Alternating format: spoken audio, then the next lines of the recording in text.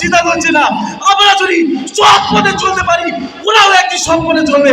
আর সেদিকে আমরা দীপ্ত পথে বলবো, তো জাহানে আমরা সেরা ওলামা তলামা, আমরা এলমে নাউমি নুরানি রব্বিল আলামিন ওয়াল আকিবাতু লিল মুত্তাকিন والصلاة على رسوله محمد وآله وأصحابه أجمعين أما بعد فأعوذ بالله من الشيطان الرجيم بسم الله الرحمن الرحيم মহান বরিয়ান সর্বশক্তিমান দয়াময় দয়াশীল আল্লাহ পাক রব্বুল আলামিন যিনি আমাদেরকে আজ এই পবিত্র জায়গায় বসার মতো তৌফিক দান করেছেন, আমরা সকলেই বলি আলহামদুলিল্লাহ।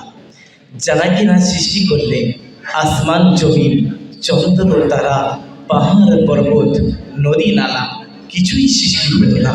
আমরা যারা ফলোয়ার, আমরা যারা স্টুডেন্ট, সেই দয়ার নবী মায়ার নবী মা আমিনার লাল মক্কার বাতি মদিনার জ্যোতি আব্দুল মুত্তালিবের নাতি নূর নবী মুহাম্মদ সাল্লাল্লাহু আলাইহি ওয়াসাল্লামের নামে আমরা সকলেই বলি সাল্লাল্লাহু আলাইহি ওয়াসাল্লাম।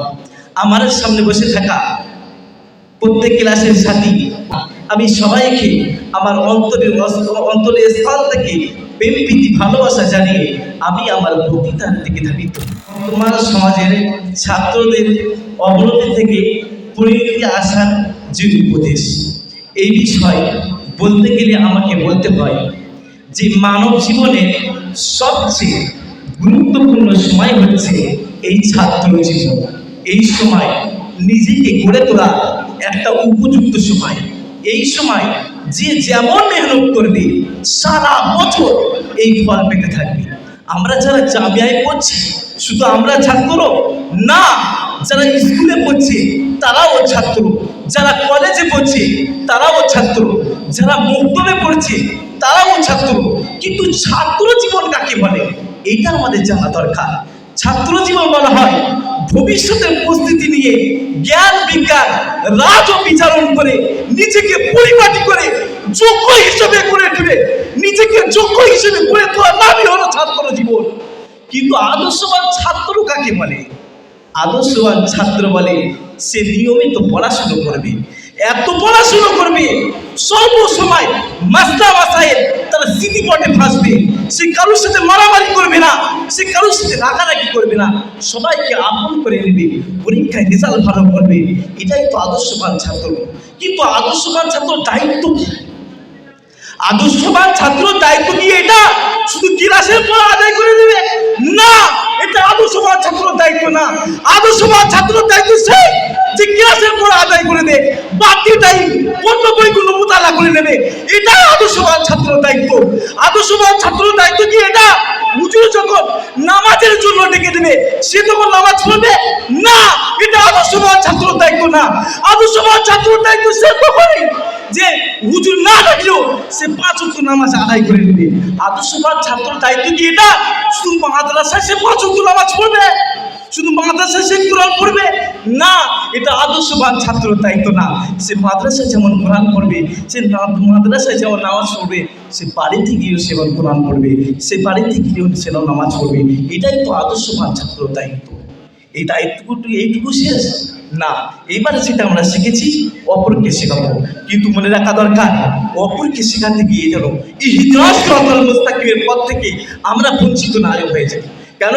আমি যেটা লোককে বলবো যে তুমি নামাজ পড়ো, আমি যদি না নামাজ পড়ি কাল কিয়ামতের দিন আমার জমা করে দিতে হবে। বিশ্ব নবী হাদিস শরীফের মধ্যে বলেছেন ইউতাবি রাজুলি ইয়াউমাল কিয়ামাতি ফায়ুলকা ফিন-নার ফাতাদালিকু আকাবু বাতনি। আমি রাসূলুল্লাহ বলে গেলাম ও সাহাবারা শুনে রাখো, কিয়ামতের দিন আমার আল্লাহ কিছু মানুষকে নিয়ে জাহান্নামে দিয়ে দেবে, তারা সহ্য করতে পারবে না। ফাতাদালিকু আকাবু বাতনি, তারা পেট ফেটে নারী পরিবার হয়ে যাবে, তারা যা যন্ত্রণা সহ্য করতে পারবে না। মানুষ তাদেরকে জিজ্ঞাসা করবে এই অবস্থা কেন? কিছু শ্রেণী মানুষ বলবে ও দুনিয়ার হাফেজ সাহেব তোমার এই অবস্থা কেন?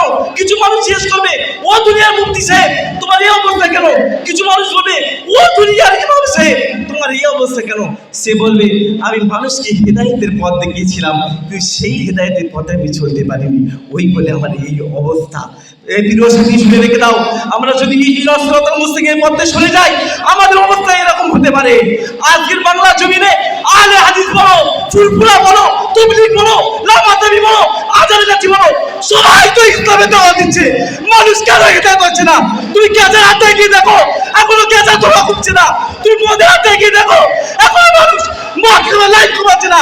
তুমি পুঁজিতলায় গিয়ে দেখো, এখন পুঁজিতলার আমজাম কমছে না। মানুষ কেন হেদায়েত হচ্ছে না? আল্লাহর কসমকে বলছি, কিছু নামদারি আলেম রয়েছে, কিছু নামদারি আবেদ রয়েছে, ওদের জন্য আজ মানুষ হিদায়ত হচ্ছে না। আমরা যদি সৎ পথে চলতে পারি, ওরাও একদিন সৎ পথে চলবে। আর সেদিনকে আমরা দীপ্ত কণ্ঠে বলবো, দোজাহানে আমরা সেরা ওলামা তলামা, আমরা এলমে নাওমী নুরানি সাহাবা। এই বলে আমি আমার বক্তৃতা ইতি করছি। ওমা আলাইনা